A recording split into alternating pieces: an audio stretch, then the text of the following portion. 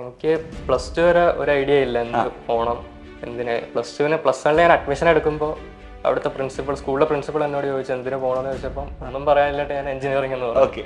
Mock exam ഞാൻ എഴുതി ശരിക്കും OMR വെച്ച് തന്നെ എഴുതി പ്രാക്ടീസ് കൊണ്ട് എനിക്ക് സ്പീഡ് കൂടിയത്. എനിക്ക് OMR എഴുതുമ്പോൾ അല്ലെങ്കിൽ ഇച്ചിരി സ്ലോ ആയിരുന്നു. ഞാൻ പ്ലസ് ടു വരെ ഫിസിക്സിൽ വലിയ ഇതൊന്നും തോന്നിയിട്ടില്ല, ഇൻട്രസ്റ്റ് തോന്നിയിട്ടില്ല. പിന്നെ സൈലക്ട് വന്നതിന് ശേഷമാണ് ഇവിടുത്തെ ക്ലാസ്സുകൾ ഭയങ്കര ഓഫ്ലൈൻ ആണെങ്കിലും ഓൺലൈൻ ആണെങ്കിലും ഫിസിക്സ് എത്രമാത്രം നന്നായിട്ട് പഠിക്കാൻ പറ്റും എന്നൊരു കുറച്ചും കൂടി ആഴത്തിൽ അറിഞ്ഞു പഠിക്കാൻ അതിൻ്റെ ഉള്ള ഒരു രസം മനസ്സിലാക്കാം.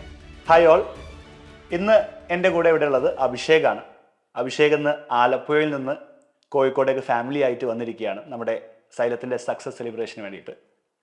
സോ അഭിഷേകിനെ സംബന്ധിച്ചോളം എനിക്ക് തോന്നുന്നു അഭിഷേകിനെ ഞാൻ കാര്യമായിട്ട് ശ്രദ്ധിക്കുന്നത്, ഒരു ദിവസം ഞാൻ അഭിഷേകിൻ്റെ കിങ്സ് ഹോസ്റ്റലിൽ ഡൗട്ട് ക്ലിയറൻസിന് പോയ സമയത്ത് അവിടെ ജെയുടെ റിസൾട്ട്, അപ്പം ജെയുടെ റിസൾട്ട് വന്നെന്ന് പറഞ്ഞു. അപ്പം പിന്നെ എല്ലാവരും റിസൾട്ടിന്റെ ആ ഒരു ശ്രദ്ധയിലായി. ആ സമയത്ത് നമ്മൾ റിസൾട്ട് നോക്കുന്നത്, അഭിഷേക് റിസൾട്ട് നോക്കി അല്ലെ, ഏകദേശം 99.31 ആയിരുന്നു പെർസെൻറ്റേജ് വന്നത്. അപ്പോൾ മാത്സ് ഒന്നും എഴുതിയിട്ടില്ലല്ലോ. അപ്പം നമ്മുടെ ഫിസിക്സ് കെമിസ്ട്രി അപ്പോൾ തന്നെ അഭിഷേക് സ്ട്രോങ് ആണെന്നുള്ള എനിക്ക് മനസ്സിലായി. പിന്നീട് നമ്മളത് സെലിബ്രേറ്റ് ഒക്കെ ചെയ്തു അല്ലെ, അന്ന് ഹോസ്റ്റലിൽ നടന്ന് പോന്നു. പിറ്റേന്ന് ക്ലാസ്സിൽ വെച്ചിട്ട് വീണ്ടും അഭിഷേകിനെ കണ്ടു. അപ്പം അഭിഷേക് ക്ലാസ്സിലൊരു സൈലന്റ് ആയിട്ടുള്ള ആളാണ്, നോർമലി സൈലന്റ് ആയിട്ടുള്ള ആളാണ് അല്ലെ. അപ്പൊ അഭിഷേക് ഇന്നിപ്പം ഒരു വലിയൊരു പൊസിഷനിൽ ഇപ്പൊ എത്തി അല്ലെ, ഒരു ഡ്രീം നമ്മൾ കംപ്ലീറ്റ് ചെയ്തു അല്ലെ. MBBS എന്ന് പറഞ്ഞ ആ ഒരു സ്വപ്നത്തിലേക്ക് നമ്മൾ ചുവടെടുത്ത് വെക്കാൻ പോവാണ്. അപ്പൊ അതിന് വേണ്ടിയുള്ള നമ്മുടെ നീറ്റ് എക്സാം നമ്മൾ വലിയ മാർക്കോട് കൂടിയിട്ട് നീ പണ്ട് മുതൽ പറയുന്ന ആ ഡ്രീം കോളേജിലേക്ക് കയറാനുള്ള മാർക്ക് ഇപ്പൊ എന്റെ കയ്യിലുണ്ട്. നീ എങ്ങനെയാടാ ഈ MBBS എന്ന് പറഞ്ഞ ആ ഒരു എങ്ങനെ ഡോക്ടർ ആവണം എന്നുള്ള ആഗ്രഹം എങ്ങനെ എനിക്ക് വരുന്നത്? എനിക്ക് പ്ലസ് ടു വരെ ഒരു ഐഡിയ ഇല്ല എന്ത് പോകണം എന്തിന്. പ്ലസ് വണ്ണിൽ ഞാൻ അഡ്മിഷൻ എടുക്കുമ്പോൾ അവിടുത്തെ സ്കൂളിലെ പ്രിൻസിപ്പൾ എന്നോട് ചോദിച്ചു എന്തിനു പോകണമെന്ന് ചോദിച്ചപ്പോൾ ഒന്നും പറയാനില്ലായിട്ട് ഞാൻ എഞ്ചിനീയറിംഗ് എന്ന് പറഞ്ഞു. എന്തെങ്കിലും ഒന്നും പറയണ്ടെന്ന് വെച്ചിട്ട് അത് കഴിഞ്ഞ് പ്ലസ് ടു കഴിഞ്ഞു. അപ്പോഴും എനിക്കറിയത്തില്ല എന്തിനു പോകണം എന്ന്. പിന്നെ ഇടയ്ക്ക് എനിക്ക് മ്യൂസിക്കിൽ ഞാൻ കീബോർഡൊക്കെ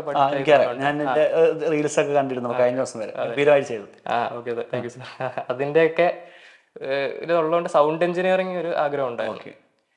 പിന്നെ അതിനെപ്പറ്റി കണക്ട് ചെയ്യാന്നുള്ള ഇതുണ്ടായിരുന്നു. പക്ഷെ അത് പിന്നെ കൂടുതൽ അത് കൊണ്ട് മാത്രം ഒരു കാര്യമില്ല ഫ്യൂച്ചറിൽ. നമുക്ക് ഒരു ഡൗട്ടിൽ വന്നോണ്ട് പിന്നെ ഒന്നും തീരുമാനിച്ചില്ല. പിന്നെ അങ്ങനെ എല്ലാവരും ചോദിക്കുമ്പോൾ എന്തെങ്കിലും പോകണം, എഞ്ചിനീയറിംഗിന് എന്തെങ്കിലും പോകണം എന്നൊക്കെ പറഞ്ഞു. അങ്ങനെ ഒരു ദിവസം വെറുതെ എൻ്റെ ഒരു ചെറിയൊരു ഒരു കസിൻ അനിയൻ എന്നോട് ചോദിച്ച് ഏത് കോഴ്സിനെ ഇനിയും പഠിക്കാൻ പോകുന്നു, ഫാമിലി ഗ്യാതറിംഗിൽ ഡിസ്കഷൻ. അപ്പം ഞാൻ പറഞ്ഞു എഞ്ചിനീയറിംഗിന് പോകാന്ന് പറഞ്ഞപ്പോൾ എന്നോട് അവൻ പറഞ്ഞ് അച്ചാച്ചൻ തന്നെ പറയുന്നത് എഞ്ചിനീയറിംഗ് ഒന്നും പറ്റൂല, ഒരു ഡോക്ടറായ നല്ലതായിരിക്കും. അവൻ പറഞ്ഞ സജഷൻ അല്ലേ? അതെ. അപ്പൊ അങ്ങനെ പറഞ്ഞപ്പോ എനിക്കൊരു സ്പാർക്ക് തോന്നി. വർക്ക് ചെയ്തു. ഞാൻ പിന്നെ യൂട്യൂബിൽ കുറെ വീഡിയോസും അങ്ങനെയൊക്കെ കണ്ട് ലാസ്റ്റ് ഞാൻ കണ്ടത് മറ്റേ അനന്ത് സാറിന്റെ വീഡിയോ. അനന്ത് സാറിന്റെ ഒരു മോട്ടിവേഷൻ ക്ലാസ് എടുക്കുന്ന വീഡിയോ കണ്ടപ്പോ എനിക്ക് ഭയങ്കര ഇൻസ്പിറേഷൻ തോന്നി. അപ്പം അങ്ങനെ ആ കോഴ്സ് സ്റ്റിക്ക് ചെയ്ത് സൈലത്തിലേക്ക് എത്തുന്നു. അപ്പം ഇപ്പൊ നീ ഒരുപാട് എന്താ പറയാ ഒരു ത്രൂ ഔട്ട് ആയിട്ട് ഒരുപാട് സ്ട്രഗിൾ ചെയ്തു. എനിക്കറിയാം നമ്മളിപ്പോ ആ ജെയുടെ സെലിബ്രേഷൻ ആണെങ്കിൽ ആ സമയത്ത് പോലും നീ വന്ന് ഡൗട്ട് ഒക്കെ ചോദിച്ചിട്ടുണ്ട്. അപ്പൊ നീ അത്രയും പാഷനായിട്ട് കംപ്ലീറ്റ് ആയിട്ട് കാര്യങ്ങൾ മനസ്സിലാക്കിയിട്ടുണ്ട്, നല്ലോണം പഠിച്ചിട്ടുണ്ട്, നല്ലോണം എഫേർട്ട് ഇട്ടിട്ടുണ്ട് അല്ലേ. അപ്പം എങ്ങനെയായിരുന്നു എൻ്റെ ഒരു പ്ലാൻ ഒക്കെ, എങ്ങനെയായിരുന്നു എൻ്റെ ഒരു മെത്തേഡ് ഓഫ് സ്റ്റഡി എങ്ങനെയായിരുന്നു? ഇപ്പൊ നോർമലി ഓരോരുത്തർക്കും അത് യുണീക്ക് ആയിരിക്കും. സ്ഥാപനത്തിന്റെ നമുക്കറിയാം സപ്പോർട്ടായിട്ട് കംപ്ലീറ്റ് കാര്യങ്ങൾ ഉണ്ടെങ്കിലും അത് ഉപയോഗിച്ച് നീ എങ്ങനെയായിരുന്നു പ്ലാൻ ചെയ്തത്? ഞാൻ ഇപ്പൊ 2 ദിവസം നമുക്ക് അവൈലബിൾ ആണോ, ഹൈബ്രിഡ് ആയതുകൊണ്ട് 2 ദിവസം. ഇപ്പോ എനിക്ക് തിയറി ഇപ്പം ഒന്നുകൂടെ റിഫ്രഷ് ചെയ്യണമെന്നുള്ളതുകൊണ്ട് ഞാൻ 2x ക്ലാസ് റെക്കോർഡ് ക്ലാസ് പെട്ടെന്ന് കണ്ടു തീർക്കും. എന്നിട്ട് ഞാൻ മാക്സിമം കിട്ടുന്ന ക്വസ്റ്റ്യൻസ് എല്ലാം പ്രാക്ടീസ് ക്വസ്റ്റ്യനിലാണ് ഫോക്കസ് ചെയ്തത്. ഒബ്ജക്റ്റീവ് MCQ സംബന്ധിച്ചുള്ള മാക്സിമം നമ്പർ ഓഫ് ക്വസ്റ്റ്യൻസ് നമ്മൾ കാണണം. പിന്നെ അതുപോലെ തന്നെ NCERTക്ക് ഇമ്പോർട്ടൻസ് കൂടി എല്ലാ സബ്ജക്റ്റിലും ബയോളജി മാത്രമാണ് NCERT കൂടുതൽ? അല്ല, ഞാൻ ഫിസിക്സും വായിച്ച് എനിക്ക് ഇമ്പോർട്ടന്റ് എന്നുള്ള തോന്നുന്ന പോയിന്റ് ഞാൻ മാർക്ക് ചെയ്ത് ഷോർട്ടായിട്ട് നോട്ട്സ് ഉണ്ടാക്കിയിട്ടുണ്ട്. പിന്നെ ഇപ്പൊ NCERTയിലെ ഇമ്പോർട്ടന്റ് ആയിട്ടുള്ള പോയിന്റ് പിക്ക് ചെയ്തെടുത്താണല്ലോ നമ്മൾ DPP എങ്ങനെ ഹെൽപ്പ് ചെയ്തത്? DPP ആണ് ശരിക്കും കൂടുതൽ യൂസ് ചെയ്ത DPP ആണ് വളരെ ഹെൽപ്പ് ചെയ്തത്. എല്ലാ ടൈപ്പ് ക്വസ്റ്റ്യൻസും ഒക്കെ DPP കവർ ചെയ്തിരുന്നു. എല്ലാ ടൈപ്പ് DPP ക്വസ്റ്റ്യൻസ് DPP തന്നെ അവൈലബിൾ ആയിരുന്നു, എല്ലാ ടൈപ്പും. അത് ഓരോ തവണ നമ്മൾ വായിക്കുമ്പോഴും നമുക്ക് ഓരോ തവണ സ്പീഡ് കൂടി വരും. അങ്ങനെ ലാസ്റ്റ് മൊമെന്റിൽ തലേദിവസം കേസും ടൈമിന്റെ കേസും ഒക്കെ വർക്ക്ഔട്ട് ചെയ്യുമ്പോൾ. ഓക്കെ. പിന്നെ ഇപ്പൊ നമ്മുടെ എന്താ പറയാ റിവിഷന്റെ കേസിലേക്ക് വരികയാണെങ്കിൽ അപ്പോൾ ഒരുപാട് കാര്യങ്ങൾ അതിന്റെ ഇടയിലുണ്ട്. എനിക്ക് തന്നെ ഓർമ്മയുണ്ട് ഒരു ദിവസം ക്ലാസ് എടുക്കുന്ന സമയത്ത്, അന്ന് ആ സമയത്ത് ഗ്രേറ്റ് ഇന്ത്യൻ ബാറ്റിൽ അല്ലെ ഏറ്റവും സ്കോർ വാങ്ങി നീയും സാനിയൊക്കെ ഞങ്ങൾ ക്യാഷ് അവാർഡൊക്കെ തന്നിരിക്കുന്ന സമയത്ത്. ഓക്കെ. അപ്പോൾ ത്രൂ ഔട്ട് ആയിട്ട് ഒരുപാട് കാര്യങ്ങൾ അതിന്റെ എന്നാലും ചോദിക്കുകയാണ്, ഇപ്പം റിവിഷൻ ആണല്ലോ നീറ്റിന്റെ ഏറ്റവും ഇമ്പോർട്ടന്റ് ആയിട്ടുള്ള എല്ലാ അതിൽ സക്സസ് ആയിട്ടുള്ള എല്ലാ സ്റ്റുഡൻസും പറയുന്ന ഒരേ വാക്കാണ് റിവിഷൻ അല്ലെ. അപ്പൊ അതിലേക്ക് റിവിഷന്റെ സമയത്ത് നിനക്ക് ഇന്റേതായിട്ട് നമുക്കൊരു LMRP പ്ലാൻ ഉണ്ടായിരുന്നു അല്ലെ, ഒരു ഗംഭീര സ്ട്രക്ചേർഡ് ആയിട്ടുള്ള പ്ലാൻ ഉണ്ടായിരുന്നു. അതിന്റെ കൂടെ അഭിഷേകിന് എന്തെങ്കിലും വേറെ ബാക്കപ്പ് ആയിട്ടുള്ള പ്ലാനുകൾ ഉണ്ടായിരുന്നോ കൂടെ? ബാക്കപ്പ് ആയിട്ട് എക്സാംസ് LMRPക്ക് വേണ്ടി പ്രിപ്പയർ ചെയ്യുന്നതുകൊണ്ട് ഓരോ മൊഡ്യൂൾ കഴിയുമ്പോൾ ബാക്കിലോട്ട് പോയ മൊഡ്യൂൾ ഞാൻ പിന്നെ DBB വെച്ച് തന്നെ റിവൈസ് ചെയ്യാറുണ്ട്. അപ്പം പിന്നെ അതുപോലെ തന്നെ LMRPയുടെ ക്വസ്റ്റ്യൻസ് പിന്നെയും വീണ്ടും വീണ്ടും അത് തന്നെ ചെയ്തു നോക്കാറൊക്കെ ഉണ്ടായിരുന്നു.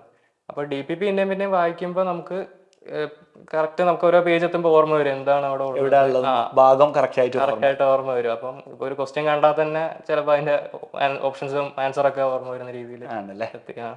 നിങ്ങളെ കിങ്സ് ഹോസ്റ്റലിനെ സംബന്ധിച്ചോളം എല്ലാവരും ഒരു ഭയങ്കര ഫാമിലിയാണ് അല്ലെ. നമ്മള് ഇപ്പൊ എപ്പം വന്നാലും ഇപ്പൊ അതിലെ പോകുന്ന സമയത്ത് അവിടെ സൈഡ് ആക്കിയാൽ പോലും നിങ്ങൾ എല്ലാവരും ഒരുമിച്ചുണ്ടാവും അല്ലെ.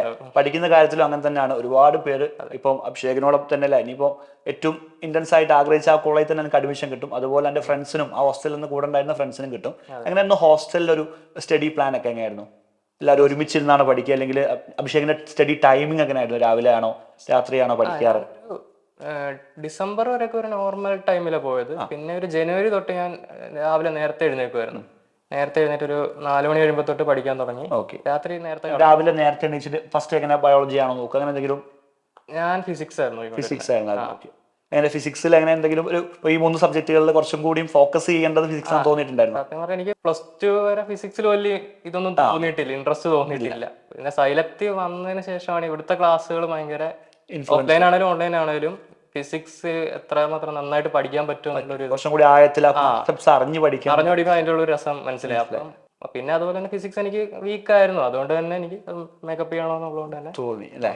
കറക്റ്റ് ആയിട്ട് പ്ലാൻ ചെയ്തു, അത് ഇംപ്ലിമെന്റ് ചെയ്തു, സക്സസിലേക്ക് എത്തിച്ചു. റെഡി. പിന്നെ ഇപ്പം നമ്മുടെ ടൈമിംഗ് വളരെ ഇമ്പോർട്ടന്റ് ആണ്. ഇപ്പം ആദ്യമൊക്കെ ക്വസ്റ്റ്യൻസ് MCQ പ്രാക്ടീസ് ചെയ്യുന്ന സമയത്ത് എടുത്ത അതേ സമയമാണോ അവസാനം മോക്ക് സീരീസിലേക്ക് എത്തിയ സമയത്ത് MCQ? അല്ല, ആദ്യമൊക്കെ കുറെ നേരം MCQ ചിലൊക്കെ അങ്ങനെ വെച്ചോണ്ടിരിക്കുവായിരുന്നു, കുറെ നേരം നോക്കിയിരിക്കും. ഓക്കെ. കാരണം ഇപ്പൊ മെജോറിറ്റി കുട്ടികൾക്കുള്ള ഒരു സംശയമാണ് ഈ, കാരണം എല്ലാവരും ബോർഡ് എക്സാം ലെവലിൽ തിയറി മാത്രം ഒക്കെ പഠിച്ചു വരുന്ന സാധാരണ കുട്ടികളാണ് സൈലത്തിൽ കൂടുതലുള്ളത്. അപ്പൊ അവരെ സംബന്ധിച്ചോളം ഈ ഒരു ടൈം മാനേജ്മെന്റ് ഇനീഷ്യലി ബുദ്ധിമുട്ടാണ്. പക്ഷെ നമുക്കത് ക്വസ്റ്റ്യൻസിലൂടെ ശരിയാക്കി എടുക്കാൻ പറ്റുന്നില്ല. അഭിഷേകിന്റെ അഭിപ്രായം?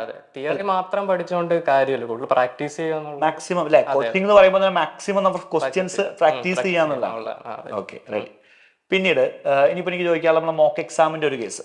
മോക്ക് എക്സാം ഇപ്പം അഭിഷേകിനെ സംബന്ധിച്ചോളം ഒരു പുതിയൊരു എക്സാം എഴുതുന്ന പോലെ നീറ്റ് തോന്നിയിട്ടുണ്ടാവില്ല എന്നാണ് എന്റെ ഒരു ഫീലിംഗ്. കാരണം മോക്ക് എക്സാം കഴിഞ്ഞിട്ട് നേരെ എന്തിലേക്ക് പോവാണ്, ഒരു ദിവസം ഗ്യാപ്പ് എടുത്തിട്ട് നീറ്റിന് പോവാണ്. അപ്പൊ എങ്ങനെയായിരുന്നു മോക്കിന്റെ ഒരു, എങ്ങനെയൊക്കെയായിരുന്നു മോക്ക് ശരിക്കും ഇൻഫ്ലുവൻസ് ചെയ്തത് നമ്മുടെ പ്രിപ്പറേഷനെ? മോക്ക് എക്സാം ഞാൻ എഴുതി ശരിക്കും OMR വെച്ച് തന്നെ എഴുതി പ്രാക്ടീസ് കൊണ്ട് എനിക്ക് സ്പീഡ് കൂടിയത്. എനിക്ക് OMR എഴുതുമ്പോൾ അല്ലെങ്കിൽ ഇച്ചിരി സ്ലോ ആയിരുന്നു ഞാൻ. അപ്പോ അത് ബബിൾ ചെയ്യുന്ന സമയത്ത് ടെൻഷൻ. അതെ, എനിക്ക് ഈ കണ്ണിന്റെ ചെറിയ പ്രശ്നമുള്ളതുകൊണ്ട് എനിക്ക് ലൈൻ കറക്റ്റ് ചെയ്തുള്ളൂ ഇതാക്കണോ അങ്ങനെയുള്ളതുകൊണ്ട് ഞാൻ ആദ്യം കുറച്ച് സമയം എടുക്കുമായിരുന്നു. പിന്നെ അവസാനം വന്നപ്പോഴത്തേക്ക് സ്പീഡായിട്ട്. Okay, ready. അപ്പൊ എന്തായാലും ഇപ്പൊ റിസൾട്ട് ഒരു പ്രതീക്ഷിക്കാത്ത ദിവസമാണ് പെട്ടെന്ന് റിസൾട്ട് വന്നത് അല്ലെ ഇപ്രാവശ്യം. അപ്പൊ എങ്ങനെ ഒരു എന്താ പറയാ, എങ്ങനെ ആരാ ഫസ്റ്റ് റിസൾട്ട് നോക്കുന്ന? അഭിഷേകനാണോ അല്ലെങ്കിൽ ഫാമിലി ആയിട്ടാണോ നോക്കിയത്? എന്റെ പപ്പയെ നോക്കിയത് റിസൾട്ട്. അപ്പൊ എന്റെ പപ്പ വിളിച്ചു പറഞ്ഞു ഞാൻ പ്രതീക്ഷിച്ച മാർക്ക് തന്നെ കാൽക്കുലേറ്റ് ചെയ്ത് അതേ മാർക്ക് തന്നെ കിട്ടി. എന്താ ഇപ്പൊ ഫാമിലിയുടെ ഒക്കെ ഇപ്പോഴത്തെ ഒരു റെസ്പോൺസ്? കഴിഞ്ഞ വർഷം ഈ സമയത്ത് ഇരിക്കുന്ന പോലെ അല്ല ഇപ്പൊ നിന്റെ മുന്നിൽ ഇരിക്കുന്നത്. നീ ഭയങ്കര കോൺഫിഡന്റ് ആണ് അല്ലെ, ഭയങ്കര ഹാപ്പി ആയിട്ടാണ് ഇരിക്കുന്നത്. എങ്ങനെയായിരുന്നു ഫാമിലിയുടെ ഭാഗത്തുള്ള ഒരു സപ്പോർട്ടൊക്കെ? ഫാമിലി നല്ല സപ്പോർട്ടായിരുന്നു. കാരണം എന്റെ ഫാമിലിയിൽ ഒരു ഡോക്ടർ ഇല്ല, അതുകൊണ്ട് ഫാമിലി ഫുള്ള് നല്ല സപ്പോർട്ട്. എനിക്ക് പ്രാർത്ഥിക്കുക എപ്പോഴും വിളിക്കുമ്പോ ഒക്കെ പറയുമായിരുന്നു എല്ലാവരും. അതുപോലെ തന്നെ കഴിഞ്ഞ വർഷം ഞാൻ നീറ്റ് കഴിഞ്ഞിറങ്ങി വന്നപ്പോഴേ അമ്മയോട് ഞാൻ പറഞ്ഞു ഈ വർഷം ചാൻസ് ഇല്ല, ഒന്നുകൂടെ എനിക്ക് റിപ്പീറ്റ് ചെയ്യണം. എക്സാം എഴുതാൻ പോകുമ്പോ ആരൊക്കെ കൂടെ വന്നിരുന്നോ? ഒറ്റക്കായിരുന്നു? അല്ല, അപ്പായും അമ്മയും. ഇവിടുന്നാണ്? കോഴിക്കോടാണ്. എക്സാമും കഴിഞ്ഞിട്ടാണ് ഹോസ്റ്റൽ വെക്കേറ്റ് ചെയ്ത് പോകുന്നത് അല്ലെ? അതെ, എല്ലാം കഴിഞ്ഞിട്ടാണ് പോകുന്നത്. ഓക്കെ. അപ്പൊ എന്തായാലും ഇപ്പൊ നമ്മൾ അന്ന് ആഗ്രഹിച്ച പോലെ അല്ലെ, അച്ഛനും അമ്മയ്ക്കും ഒക്കെ ഇന്ന് അവർ ശരിക്കും അവർ ഹാപ്പി ആയിരിക്കും. എന്നാണ് ഇനി അവർക്ക് എന്റെ ഇതുവരെയുള്ള ജീവിതത്തിൽ ഏറ്റവും നല്ലൊരു ഗിഫ്റ്റ് എന്നാ കൊടുക്കാൻ പോകുന്നത്. ക്ലിയർ? അത് നമുക്ക് ആ സ്റ്റേജിൽ നിന്ന് കാണാൻ പറ്റും. ഓക്കെ. അപ്പൊ എന്തായാലും വളരെ സന്തോഷം. ഇനി ജീവിതത്തിലും മുന്നോട്ട് പോകുന്ന സമയത്ത് ഏറ്റവും നല്ലൊരു ബെസ്റ്റ് പേഴ്സൺ ആയിട്ടും ഈ സൊസൈറ്റിയിൽ ഒരു നല്ലൊരു ഡോക്ടറായിട്ട് MBBS അപ്പുറത്ത് ഇനിയും ഒരുപാട് സ്പെഷ്യലൈസേഷൻ ഒക്കെ ചെയ്തിട്ട് എല്ലാവർക്കും വേണ്ടപ്പെട്ട, എല്ലാവരും നമ്മൾ അറിയപ്പെടുന്ന ഒരു ബെസ്റ്റ് പേഴ്സൺ ആയിട്ട് മാറാൻ പറ്റട്ടെ എന്ന് പ്രാർത്ഥിച്ചുകൊണ്ട് ത്രൂ ഔട്ട് ആയിട്ട് സൈലത്തിന്റെയും എല്ലാ ഫാക്കൽറ്റീസിന്റെയും എൻ്റെ ടീമിന്റെ സപ്പോർട്ടും അറിയിച്ചുകൊണ്ട് ഞാൻ അവസാനിപ്പിക്കുകയാണ്. നമുക്ക് വീണ്ടും കാണാം. Okay, thank you sir.